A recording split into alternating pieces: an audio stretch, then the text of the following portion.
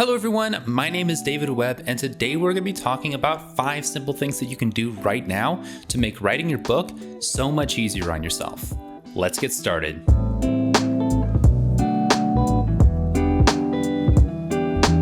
Welcome back everyone, my name is David Webb and I made this channel to give you the best tips on writing and creativity so you can finally finish a book or have that creative career you've always dreamed of. Let's get one thing straight right off the bat. Writing a book is not easy.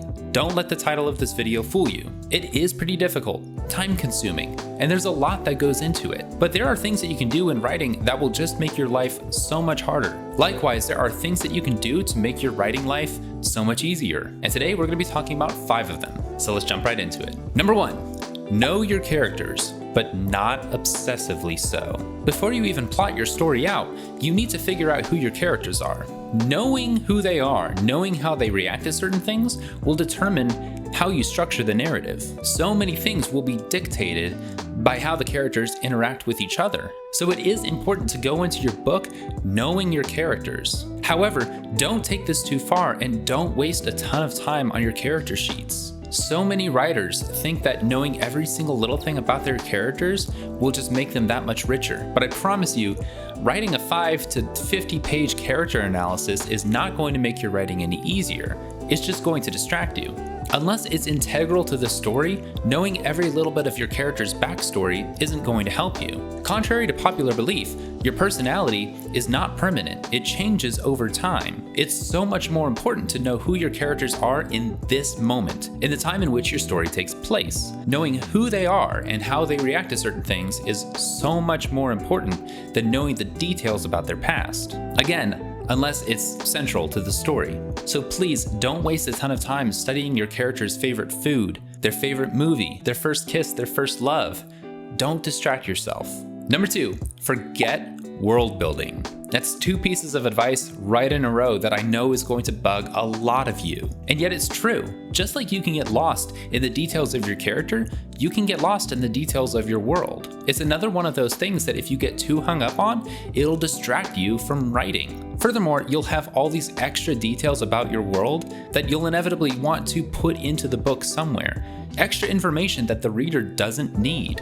I know I'm gonna bug a lot of you by saying this, but this was one of J.R.R. Tolkien's greatest flaws. He spent so much time building this wonderful world for his characters that he ended up putting a lot of it in the book itself. And even today, it keeps people from truly engaging with one of the greatest books ever written. Now, I know the attention span of the reader has gone down from the publication date of Lord of the Rings, but that's just even more reason why you need to think less about the world you're building. You need to know enough about it to establish the story and establish the characters, but if you think too much on your world, the story is going to be driven by the world rather than the world by the story. And you need to focus on the things that will keep readers engaged. You need to meet reader expectations. One small caveat to this is epic fantasy, where readers do expect a lot of world building. However, again, if you spend too much time on it, it's just going to get in your way.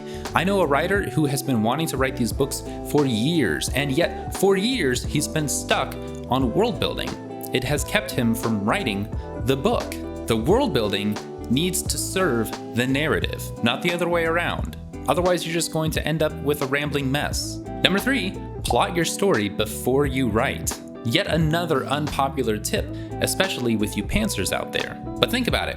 If you know what you're going to write next, you'll spend a whole lot less time stuck between chapters wondering what on earth is going to happen next. If you don't know the end of your book, if you don't know where you're going to wind up somewhere else. Yeah, arguably, writing by the seat of your pants is more fun for you, the writer, but you gotta think in terms of what's more fun for the reader. Writing for yourself is a selfish act. And if you are writing your books for other people to read, you gotta think about the reader. If you don't plot your book, you risk breaking reader expectation.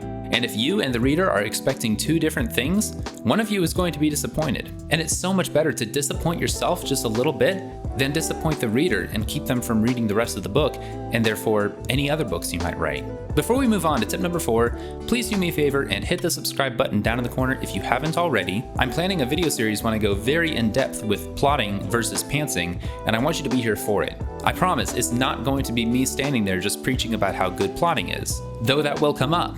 I'm going to be going over what's good about plotting, what's good about pantsing, comparing the two, and letting you decide for yourself.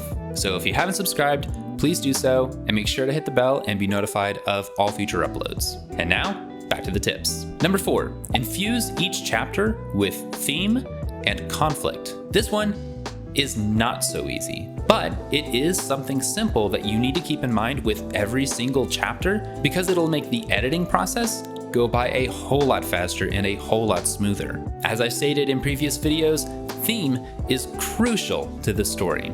Conflict is crucial to every single book.